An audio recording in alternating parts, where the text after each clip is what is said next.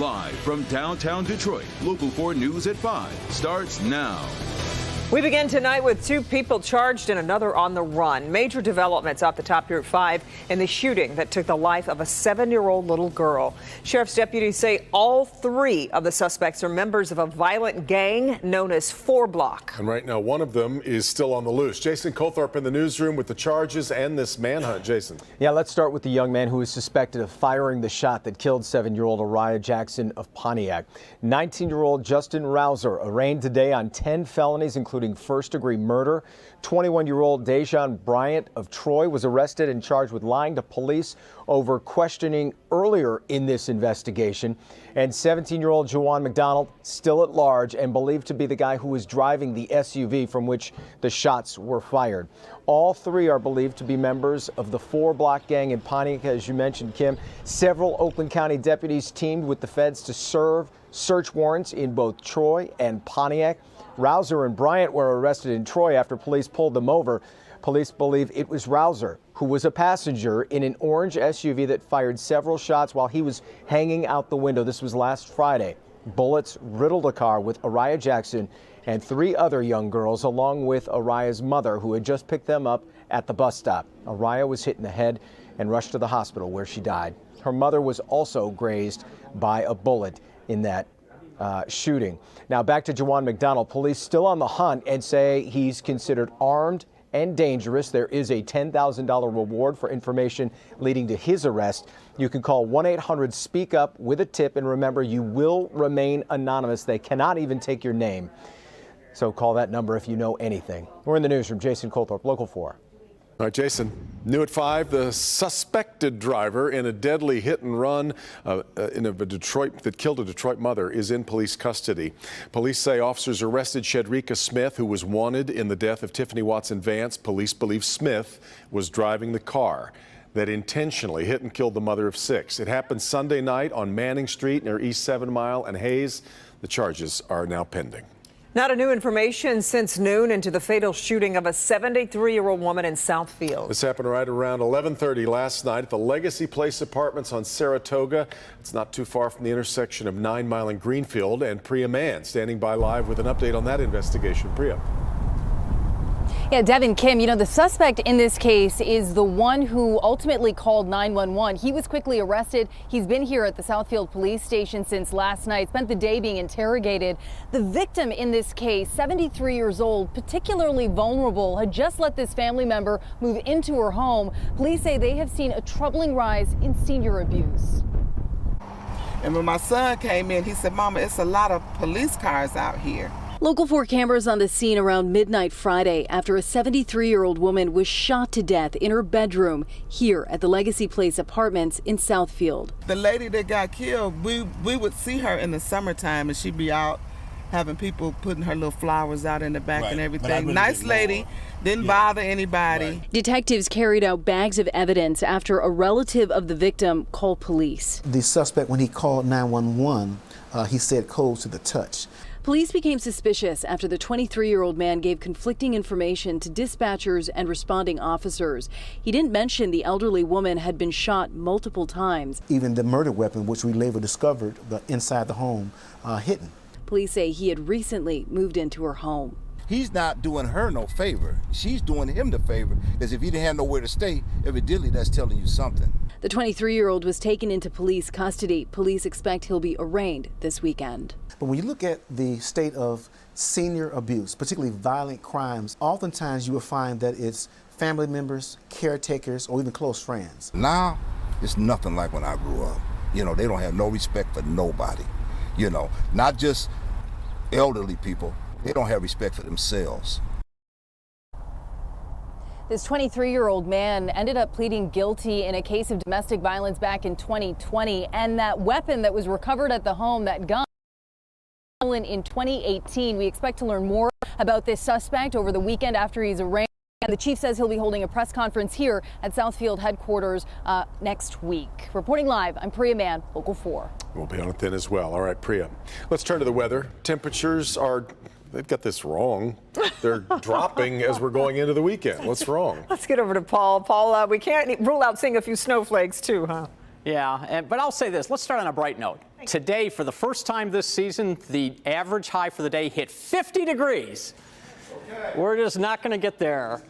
Oh, boy, that was, well, Mr. Buzzkill, we're not getting there. All right, anyhow, you can see the last of the showers for now are moving out of downtown, and you can see a lot of us are dry, but already the next batch is on the way. So we have a brief interlude here. If you have some errands you want to run, take the dog out over the next couple of hours, you should be okay. And right now, look at that chaotic sky. Boy, it's beautiful, though, too. Nice shot from our downtown sky cam. 47 degrees, the temperature still a little breezy out there, putting wind chills down near 40 degrees, even in the upper 30s in some spots, so factor that into your plans if you're heading out. Heading to the Pistons game tonight downtown. The last of the sprinkles, again, moving out between now and 6. Then just cloudy for getting into the arena to LCA, but could be some light rain around when you leave. But temps in the 40s, guys. I'll be back with that weekend forecast and snow amounts. That's right, snow amounts in just a few minutes. Okay, Paul, we'll see in a bit. Caleb Franks, the second man convicted in the plot to kidnap Governor Gretchen Whitmer, was back on the witness stand today, describing how he came in contact with the Wolverine Watchman. But during the testimony, there was an issue involving a juror. Sean Lay joins us live now to break down all that happened today. Sean. Kimberly, a juror fell asleep. The judge said the remedy for that was for both sides, attorneys on both sides, to be more interesting. He was unhappy with the prosecution today, calling them inefficient. He's been unhappy with defense attorneys for long questioning. You mentioned Caleb Franks from Waterford back on the witness stand today, and here's exactly what happened. Caleb Franks worked with Oakland County Circuit Courts as a peer recovery coach. As a former addict, he helped others in the court system with their addictions. He says when COVID hit, he had thoughts of hopelessness and suicide.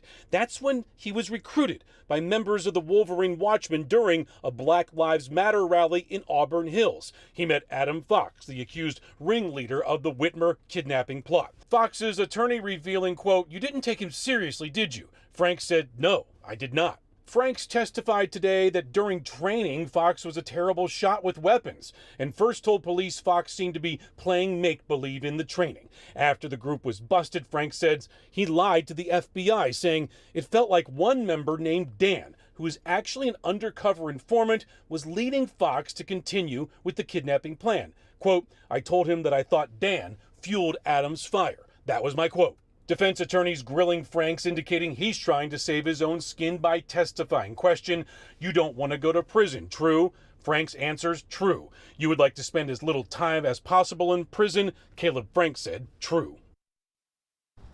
Back here live, the trial continues first thing Monday morning on the witness stand. Then an FBI agent, another agent now, to go over all those encrypted chats, texts the men traded on encrypted apps. And there's hundreds of those they thought were private, but were being handed right over to the FBI. We're live tonight. Sean Lay, Local 4.